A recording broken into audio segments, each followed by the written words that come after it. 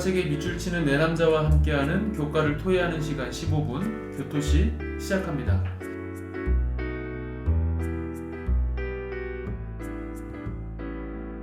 안녕하세요 성도 여러분, 저는 진행을 맡은 이진현입니다. 오늘 제11과 믿음의 가정이라는 제목으로 함께 교과의 내용을 살펴볼 텐데요. 오늘 교과 토의 함께 하실 목사님 함께 먼저 인사 나누겠습니다. 윤은수 목사님, 조희연 목사님, 신재성 목사님, 임민호 목사님 자리에 함께 했습니다. 안녕하세요.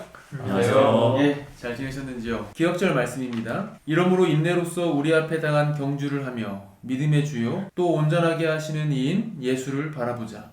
그는 그 앞에 있는 기쁨을 위하여 십자가를 참으사 부끄러움을 개의치 아니하시더니 하나님 보좌 우편에 앉으셨느니라. 히브리서 12장 1절 2절 말씀입니다. 오늘 교과의 제목 이제 믿음의 가정인데요. 먼저 저희들이 우리나라 문화유산 가운데 세계에 소개할 만한 좀 자랑스러운 그런 문화유산이 있다면 좀 어떤 것들이 있을까요? 네, 윤은수 목사님. 예, 저는 거북선을 소개해드리고 싶습니다. 아, 거북선. 예, 거북선이 뭐 다 아시겠지만 그 당시에 전 세계적으로 그렇게 앞선 문물에 그런 배가 없었는데 제가 알기로는 그 거북선이 상당히 앞선 기술에 뭐 이렇게 유산이었다라고 이렇게 알고 있습니다. 굉장히 자랑스러운 거북선이 아닌가 생각을 합니다. 예, 거북선 있고요. 또 어떤 문화유산이 있을까요? 예, 신재성 목사님. 또 우리 문화유산 중에서 대표적으로 좀 자랑할 만하다라고 하는 건 역시 한글이 있겠죠. 예, 그래서 우리 세종대왕님께서 모든 백성들을 사랑하시고 모두가 계몽되고 또 깊은 의미를 이해할 수 있도록 한글을 주셔서 모든 백성들이 인간답게 살 수 있는 삶을 살게 하셨다는 점에서 참 오늘날 좀 자랑스럽고, 아프리카에도 막 문자가 없는 나라들이 한글을 차용해서 쓰는 거 보면 참으로 과학적인 언어다 하는 생각이 듭니다. 예, 감사합니다. 그러면 우리 목사님들 이제 교과의 내용을 좀 살펴보면서요. 우리 기독교 신앙과 잘 조화되는 이런 한국의 전통적인 문화가 있다면 어떤 것들이 있을지 한번 이야기해 볼까요? 예, 조희연 목사님. 예, 옛날부터 우리 선조들은 유교적 가르침의 영향 때문에 항상 부모를 공경해왔고 또 효를 중시하는 그런 전통이 있었죠. 그런데 이 성경에서도 10계명에 부모를 공경하라 라고 하는 계명이 있고 또 성경 곳곳에 부모에게 순종하라 라는 효 사상이 흐르고 있습니다. 그래서 하나님을 믿지 않는 사람이거나 또는 전통 문화에 대해 배타적인 기독교인을 할지라도 모든 한국인 안에 이미 부모를 공경해야 한다는 그런 인식이 부여되어서 부모를 공경하는 그 사상이 영향을 끼치고 있습니다. 그리고 그 외에 예. 뭐 품앗이나 불에, 향약, 예. 뭐 협동생활을 중시하는 예, 그런 전통이 있어서 예. 성경에 서로 사랑하라, 또 내 이웃을 내 몸같이 사랑하라 라고 예. 하는 것과 또 네. 잘 조화되고 있는 것 같습니다. 예, 감사합니다. 하지만 우리 신앙과 조화롭지 않은 문화들도 있을 것 같은데요. 그런 문화들이 있다면 우리가 또 어떻게 대처하면 좋을지 또 한번 말씀을 해주시면 좋겠습니다. 네, 신재성 목사님. 아까 그 유교적 문화에 대해서 좀 들어보면서 이게 성경과 조화되는 점이 있지만 부모를 공경하라는 점, 또 협동하는 점은 참 좋지만 또 누구를 경배하냐라는 점에서 유학과 다르게 유교는 조상을 좀 경배하는 예, 경배의 대상에 대한 문제가 우리 성경과 전면으로 배치되고 있습니다. 예, 그럴 때 우리가 어떻게 하는 것이 좋을까? 여기 157페이지 첫 번째 줄에 이렇게 말씀하십니다. 하나님의 진리는 양보되어서는 안 된다. 안타깝게도 문화와 타협과 절충이 정통 기독교를 가장한 거짓 기독교 신념에 잡동사니를 생산해 왔다는 사실을 기독교 역사는 보여준다. 사단은 자신이 이 세상의 신이라고 주장하며 즐거이 혼동을 확산시키지만 예수님은 이 세상을 속량하셨고 그분의 영께서는 당신의 추종자들을 모든 진리로 인도하신다. 예, 감사합니다. 그리고요, 예, 임민호 목사님. 네, 158쪽 5번째 단락에 이렇게 저자는 말하고 있습니다. 모든 개인과 가정은 그들이 살고 있는 문화의 영향을 받는다. 그리스도인으로서 우리의 책임은 최선을 다해 우리의 문화 속에서 살되 우리의 신앙과 조화로운 것들은 보존하고 그것과 대립하는 것들은 최대한 피하는 것이다 라고 말을 하고 있습니다. 예, 그래서 항상 이렇게 우리 크리스찬으로서 이런 문화와 우리 신앙 사이에서 갈등도 있고 또 여러 가지 고민되는 것들도 있는 것 같은데요. 이런 것들 다시 한번 윤은수 목사님께서 정리를 좀 해주시겠습니다. 예, 159쪽 영감의 교훈의 이 교회 증언의 말씀을 소개해 주십니다. 우리는 세상의 관습을 본받아서는 안 되고 백성들에게 진리를 제시하기 위하여 하나님께서 우리의 손이 닿는 범위 안에 놓으신 모든 편의들을 이용해야 한다라고 영감의 글을 소개해 주었습니다. 예, 감사합니다. 그리고 성경에서 이제 후세대가 문화의 영향을 받아서 그런 신앙의 순수함이나 그런 신앙의 열정 이런 것들을 이제 신앙을 잃어갔던 예들도 이제 찾아볼 수 있는데요. 어떤 것들이 있을지 한번 소개해 주실까요? 예, 조희영 목사님. 예, 성경 사사기에 보면 이 여호수아와 또 그의 동료들이 이 죽은 뒤에 이스라엘의 믿음의 위기가 찾아왔는데요. 예, 먼저 이 사사기 2장 10절로 12절의 말씀에 어떤 위기가 찾아왔는지 소개되어 있습니다. 그 세대의 사람도 다 그 조상들에게 돌아갔고 그 후에 일어난 다른 세대는 여호와를 알지 못하며 여호와께서 이스라엘을 위하여 행하신 일도 알지 못하였더라.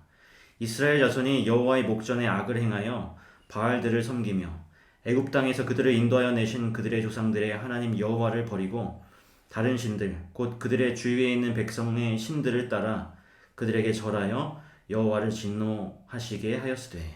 이 말씀에 나온 것처럼 훌륭한 이 선조 믿음의 조상들이 이제 죽고 나서 그 후대의 백성들이 그 시대의 어떤 문화를 받아들이면서 우상 숭배에 빠지는 그런 일들이 생긴 것을 우리가 볼 수가 있습니다. 예, 감사합니다.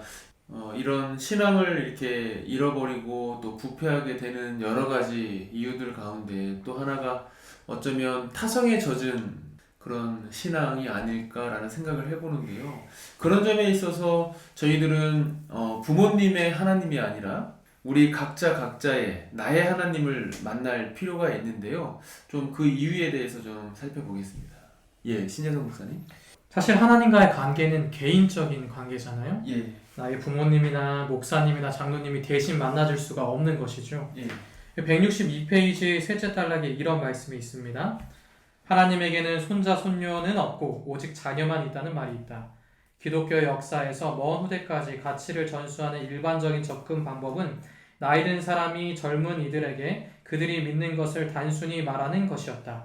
그러나 부모가 믿는 것 또는 교회가 믿는 것을 배운다고 자신의 신앙이 되는 것은 아니다. 그리스도인이 된다는 것은 역사와 교리를 가진 조직에 속하는 것 이상의 의미가 있다. 진실한 믿음은 유전적인 것도 아니고 한 세대에서 다음 세대로 혈통을 따라 전수되는 것도 아니다. 부모도 한계 너머의 일을 하지 못한다. 그래서 교회와 특히 부모는 젊은이들로 하여금 옳은 선택을 하고 싶도록 환경을 조성하는 일에 최선을 다해야 한다. 예, 감사합니다. 하나님에게는 오직 자녀만 있다라는 말씀이 참 인상적이었는데요. 다시 한번 왜 나의 하나님이 필요한지 좀 임민호 목사님께서 정리해 주시겠습니다. 네, 162쪽 교훈 부분에 보면 이 저자는 그 내용에 대해서 결론적으로 이렇게 말하고 있습니다. 전수된 신앙의 순도는 세대가 바뀌면서 점차 낮아질 수밖에 없다. 결국 진실한 신앙은 유전되는 것이 아니라 각자의 자발적인 선택에 좌우될 뿐이다 라고 말하고 있습니다. 예, 감사합니다. 그렇다면 이제 마지막 질문인데요. 우리의 후세대 또는 우리의 자녀들이 신앙을 잘 이어나가고 또 더 열심 있는 신앙, 더욱더 하나님과 가까워지는 신앙이 되게 하려면 저희들이 후세대에게 좀 이렇게 잘 신앙을 전수하려면 어떤 노력들을 우리가 할 필요가 있는지 한번 살펴보겠습니다. 예, 윤은수 목사님. 네, 163페이지 영감의 교훈을 소개해드리도록 하겠습니다. 부모와 교사와 학생에게 보내는 권면의 말씀인데요. 하늘 성도로 준비시키는 교육, 성경을 기초로 한 교육은 학생을 하늘 가족의 일원이 되게 할 것이며 빛 가운데 있는 성도들이 유업을 물려받을 준비를 하게 할 것이다 라고 소개해주고 있습니다. 예, 성경을 기초로 한 교육. 예, 그렇죠. 아무래도 가장 먼저 성경 말씀이 가장 기본이 돼야겠죠. 그리고요, 예, 조희연 목사님. 예, 이어서 164페이지 네 번째 단락에 또 이렇게 설명하고 있습니다. 복음에 대한 열의. 성경을 보면 예수님을 따른 초기 제자들의 삶에 미친 복음의 광범위한 감화를 어렴풋이 알 수 있다. 그들은 가정을 공개하여 성경 연구 모임을 열었고 함께 기도하며 식사했으며 돈과 자원을 공유했고 서로를 돌봤다. 가정 자체가 기별이었다. 그들이 갑작스럽게 흠이 없는 백성이 되었는가? 아니다. 그들 사이에도 갈등과 불일치가 있었는가? 맞다. 그러나 이 그리스도의 추종자들은 뭔가 달랐다. 그들은 하나님과 서로에 대한 필요를 인정했다. 그들은 예수님의 겟세마네 기도를 실현하기 위해 노력하면서 가정과 교회에서 연합과 조화를 우선순위로 삼았다. 그들은 서로에게 그리고 비신자들에게 담대히 믿음을 증언했고 심지어 그들의 신앙을 위해 목숨을 걸었다. 예, 감사합니다. 성경을 기초로 한 교육, 그리고 방금 또 말씀해 주신 내용에서 가정 자체가 기별이었다라는 말씀은 인상적이었던 말씀이 아닌가 생각해 보게 되는데요. 오늘 제11과 믿음의 가정이라는 제목으로 우리가 살아가고 있는 문화 속에서 우리가 어떻게 신앙을 지켜내고 또 우리의 신앙을 후배들에게 또 후손들에게 잘 전수하고 물려줄 수 있을지 그 내용들을 좀 함께 살펴보았습니다. 교과의 내용을 좀 마무리하면서요. 다시 한번 교과의 전체적인 내용을 우리 조희연 목사님께서 정리해 주시고 마무리하도록 하겠습니다. 예, 오늘 11과 믿음의 가정을 공부했는데요. 이 그리스도인의 가정도 그 사회의 문화와 동떨어진 삶을 살아갈 수는 없습니다. 그래서 우리가 살아가고 있는 이 사회에 어떤 문화들이 있는지 또 그 문화의 요소들이 우리의 신앙에 어떠한 영향을 미치는지 잘 분별해야 할 것 같습니다. 그 분별의 기준은 하나님의 말씀이어야 하겠죠. 그래서 어떤 것은 수용하고 또 어떤 것은 지혜롭게 거부해야 합니다. 그래서 우리가 그러한 지혜로운 삶으로 인해서 우리의 후손들도 세상 문화에 흡수되지 않고 스스로 하나님을 만나는 경험을 할 수 있게 도와줘야 할 것 같습니다. 예, 감사합니다. 이상으로 제11과 믿음의 가정 교과 토의를 마무리하도록 하겠습니다. 저희 교토시는 다음 주에도 가장 쉬운 교과 토의 방송 되도록 최선을 다하겠습니다. 고맙습니다.